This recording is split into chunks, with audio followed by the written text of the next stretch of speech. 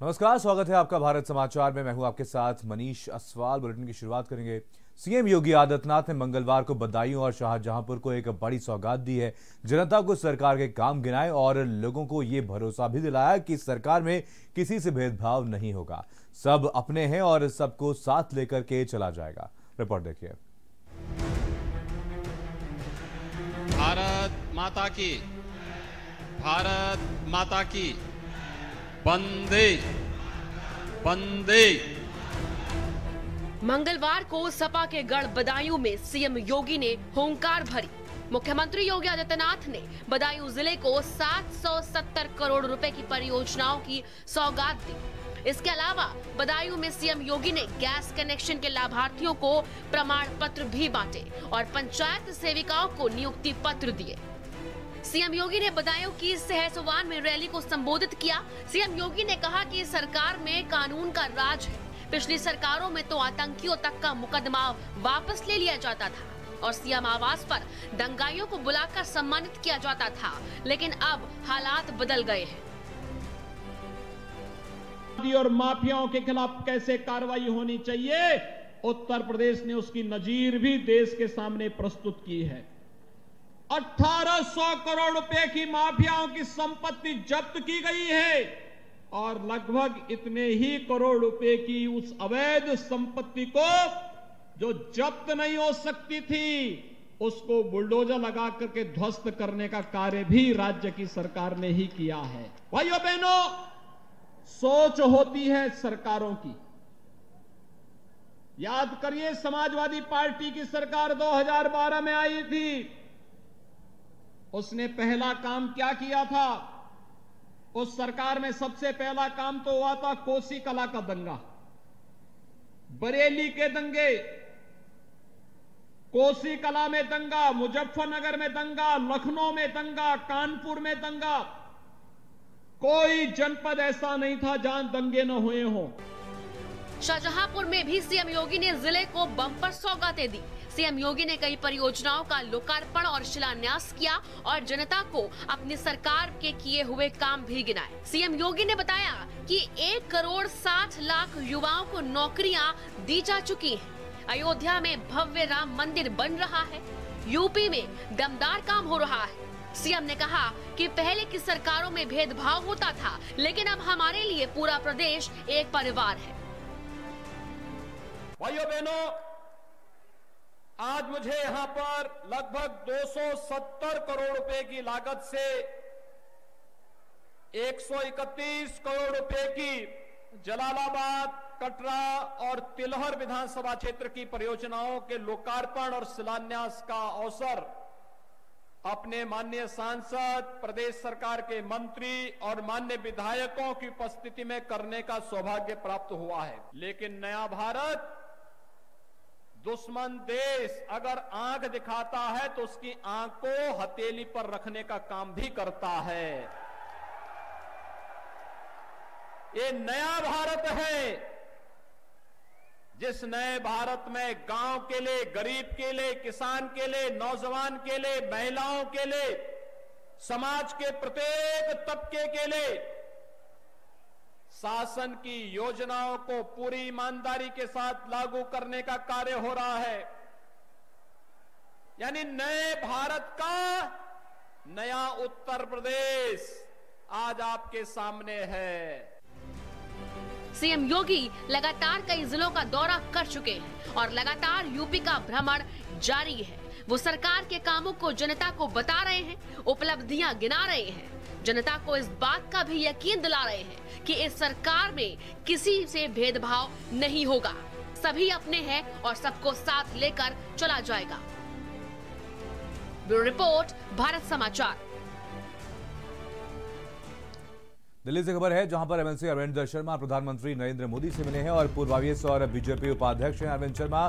आज जिन्होंने प्रधानमंत्री से मुलाकात की, प्रधानमंत्री से मिलकर के काम का ब्यौरा भी दिया और 45 जिलों का दौरा कर चुके हैं अरविंद शर्मा और प्रधानमंत्री मोदी के खास ऑफिसर्स में रहे हैं अरविंद शर्मा। आज प्रधानमंत्री मोदी के साथ उनकी मुलाकात हुई है। प्रधानमंत्री मोदी ने अरविंद शर्मा की पीठ थपथपाई है और प्रधानमंत्री मोदी ने निर्देश पर यूपी में लगे हैं अरविंद शर्मा।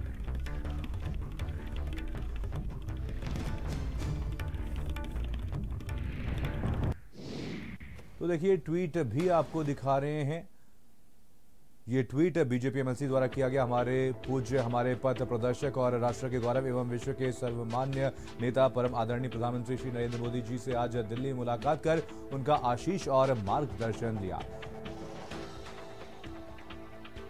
और वहीं सपा अध्यक्ष अखिलेश यादव ने खजांची का जन्मदिन मनाया और इस दौरान उन्होंने प्रेस कॉन्फ्रेंस कर बीजेपी सरकार को जम करके घेरा। उन्होंने नोटबंदी से लेकर के विकास योजनाओं तक सरकार पर हमला बोला, साथ ही मतदाता सूची पर भी सवाल खड़े किए हैं। रिपोर्ट देखिए।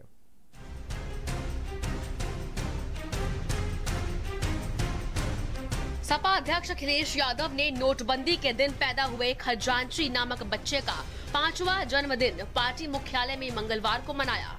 पार्टी के प्रदेश दफ्तर में आयोजित संवाददाता सम्मेलन के दौरान अखिलेश ने खजांची का मुंह मीठा कराया और शगुन के तौर पर एक लिफाफा और साइकिल भेंट की। तो वहीं अखिलेश यादव ने यूपी सरकार पर हमला बोला और नोटबंदी, काला धन और भ्रष्टाचार को लेकर सरकार पर निशाना भी साधा। भारतीय जनता पार्टी न केवल खजांची का जन्मदिन भी नहीं मना रही है और ना ही आज भारतीय जनता पार्टी ये बता रही है कि नोटबंदी के फायदे क्या हुए हैं। जो मास्टर स्ट्रोक था वो ब्रेन स्ट्रोक की तरह निकला। अखिलेश यादव इतने पर नहीं रुके और लगातार विकास के दावों और किसानों की समस्याओं को लेकर मौजूदा सरकार से सवाल किए और कहा कि ट्रिपल इंजन की सरकार से जनता की समस्याएं हल नहीं हो पा रही हैं। और 3 इंजन, डबल इंजन नहीं, ट्रिपल इंजन कानून व्यवस्था को ध्वस्त कर रहे हैं। दिल्ली वाला इंजन, लखनऊ वाला इंजन और लखीमपुर वाला इंजन। ये डबल इंजन की सरकार नहीं ध्वस्त कर रही कानून व्यवस्था, ये ट्रिपल इंजन की सरकार कानून व्यवस्था को ध्वस्त कर रही है। अखिलेश यादव ने 2022 में होने वाले यूपी चुनाव को लेकर भी सरकार और चुनाव आयोग पर सवाल उठाए और कहा कि 2019 के बाद से निर्वाचन आयोग में जुड़ने वालों और नाम वापस लेने वालों की सूची जारी करने की मांग की है। 2019 तक लोकसभा के चुनाव में मतदाता सूची में जोड़े गए नाम, काटे गए नाम की सूची राजनीतिक दलों को दी गई थी। और अब क्या कारण है कि ये सूची नहीं दी जा रही है? इसलिए अगर चुनाव आयोग के खिलाफ भी समाजवादी पार्टी को धरना देना पड़ा तो हम सब लोग जाकर के धरने पे बैठ जाएंगे। अखिलेश यादव 2022 में सत्ता पाने की तैयारी में पूरी तरह से जुट गए हैं और भारी संख्या में नेताओं का सपा में आना चालू है। इसके साथ ही अखिलेश यादव मौजूदा मुद्दों को लेकर सरकार को घेरते ही रहते हैं। स्पेशल रिपोर्ट, भारत समाचार। और वहीं आज बीएसपी प्रमुख मायावती ने प्रेस कॉन्फ्रेंस करके विरोधी दलों पर कई हमले बोले। मायावती ने कहा कि चुनाव के पहले लोग जनता को बरगला रहे हैं, लेकिन बीएसपी कभी ऐसा नहीं करती है। बीएसपी कहने में कम और करने में ज्यादा विश्वास रखती है।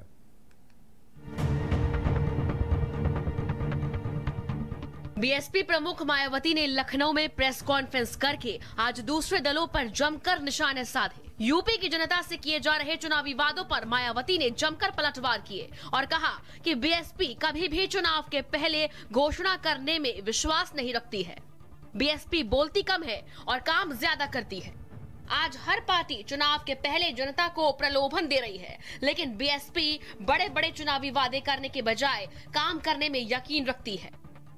विधानसभा चुनाव नजदीक आते ही यहाँ गरीबों को जो राशन मुफ्त बांटा जा रहा है, तो ये भी चुनाव खत्म होते ही जरूर बंद हो जाएगा। ऐसे अनेकों और भी अब किस्म किस्म के प्रलोभन दिए जा रहे हैं, जो चुनाव के बाद फिर कहीं भी नजर नहीं आए। मायावती के निशाने पर समाजवादी पार्टी ज्यादा रही और समाजवादी पार्टी के सहारे बीजेपी पर भी मायावती ने हमला बोला। मायावती ने कहा कि जब जब प्रदेश में सपा सरकार होती है, उस दौरान बीजेपी मजबूत होती है। सपा और बीजेपी में मिली भगत है और दोनों दल सिर्फ जनता को बरगलाने का काम करते हैं। वैसे ये बात भी सर्वविदित है कि सपा व भाजपा की राजनीति हमेशा एक दूसरे के पोषक व पूरक रही है और इन दोनों पार्टियों की सोच जातिवादी एवं सांप्रदायिक होने के कारण इनका अस्तित्व एक दूसरे पर ही आधारित रहा है। इसी कारण जब सपा सत्ता में होती है तो भाजपा मजबूत होती है, और जब बीएसपी सत्ता में रहती है तो भाजपा कमजोर होती है। ये भी सोचने की बात है। मायावती ने कहा कि आज जिन कामों के उद्घाटन हो रहे हैं उनमें से कई काम बीएसपी सरकार में शुरू हुए थे। उन्होंने प्रदेश के विकास को प्रमुखता दी थी, लेकिन आज यूपी पिछड़ता जा रहा है। मायावती ने कहा कि योगी जी की तरह मेरा भी परिवार नहीं है, सर्व समाज के लोग ही मेरा परिवार है। यहाँ मैं यूपी के मुख्यमंत्री योगी जी को ये भी अवगत करा देना चाहती हूँ कि आपकी तरह मेरा भी खुद का अपना परिवार नहीं है। फर्क केवल इतना है कि इन्होंने दिखावे के लिए सन्यासी होने का गेरुआ चोला पहन लिया है, लेकिन मैंने ये सब नहीं किया है। ये जो चुनाव है मेरे नेतृत्व में लड़ा जा रहा है, और पूरे यूपी में सर्व समाज के लोगों की ये दिली इच्छा है कि हम बहन जी को 5वीं बार यूपी का मुख्यमंत्री बनाएं। बीएसपी प्रमुख ने कहा कि पूरे प्रदेश में बीएसपी के कार्यकर्ता बूथ स्तर पर तैयारियां कर रहे हैं और उनकी पार्टी पूरे दमखम के साथ प्रदेश में चुनाव लड़ेगी। जनता वादों पर विश्वास नहीं करती बल्कि काम पर यकीन करती है। ब्यूरो रिपोर्ट, भारत समाचार। और वहीं बहराइच में प्रस्तुता प्रमुख शिवपाल यादव ने गठबंधन को लेकर के एक बड़ा बयान दिया। उन्होंने कहा कि सम्मान और स्वाभिमान से कोई समझौता नहीं होगा। अगर सम्मान नहीं मिलता है तो कोई समझौता नहीं होगा। साथ ही ये भी कहा कि निश्चित है कि हम एक राष्ट्रीय पार्टी से समझौता जरूर करेंगे।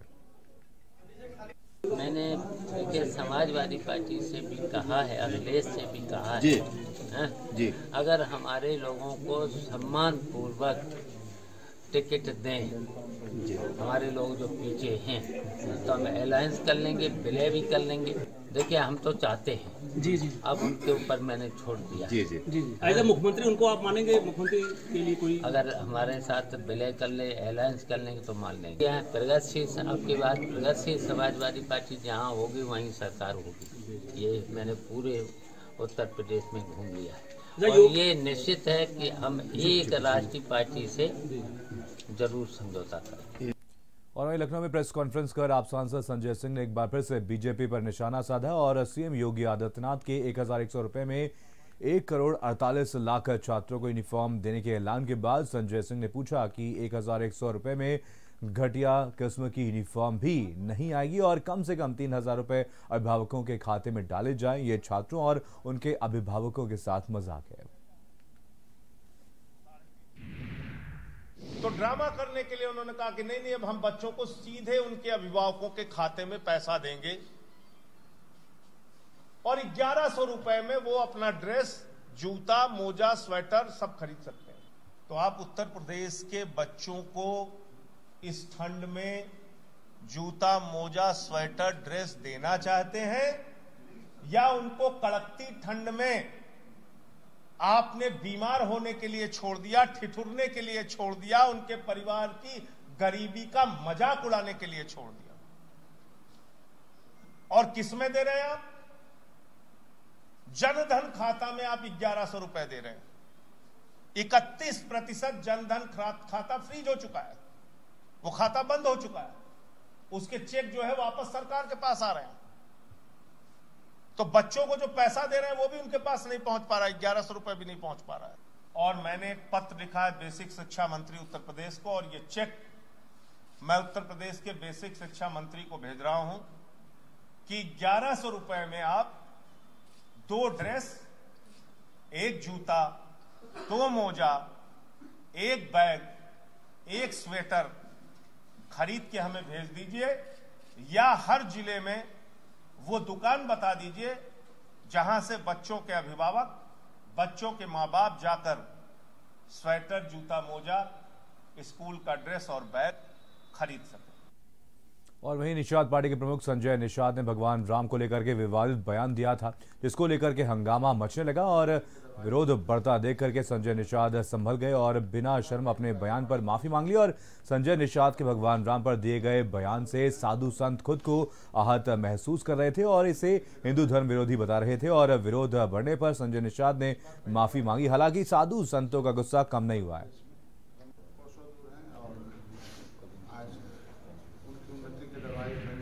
नेताओं को पता नहीं क्या हो गया है कि सस्ती लोकप्रियता के लिए देवता और सनातन धर्म संस्कृति और हिंदू देवी देवताओं के बारे में टीका टिप्पणी करने से हटते नहीं हैं। बताओ, राष्ट्रीय अध्यक्ष हैं, उनकी ये मनोभाव है तो दुर्भाग्य है, कष्ट है। इनकी भाव का पुरजोर विरोध और निंदा करते हैं। संजय निषाद की भाषा बहुत ही निंदनीय है, जितना निंदा किया जाए उतना ही कम है। उसने जो भी बोला उस सब के सब गलत है और एकदम अप्रमाणित है। उसको इस प्रकार से बोल करके हमारे समाज, हमारे भगवान राम का निंदा किया है और हम इसको इस निंदा कहते हैं और इस निंदा कभी भी बर्दाश्त नहीं होगी। और प्रभु राम के उस राम मंदिर बनाने में हमारे लोगों ने बहुत योगदान दिया।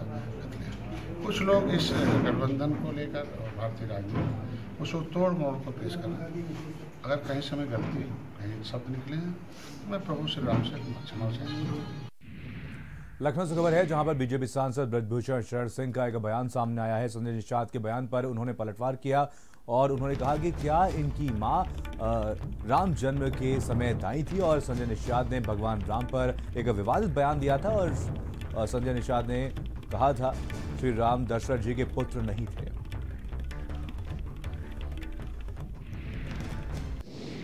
संजय निषाद ने बोला है अयोध्या के राजा दशरथ के पुत्र नहीं थे राम।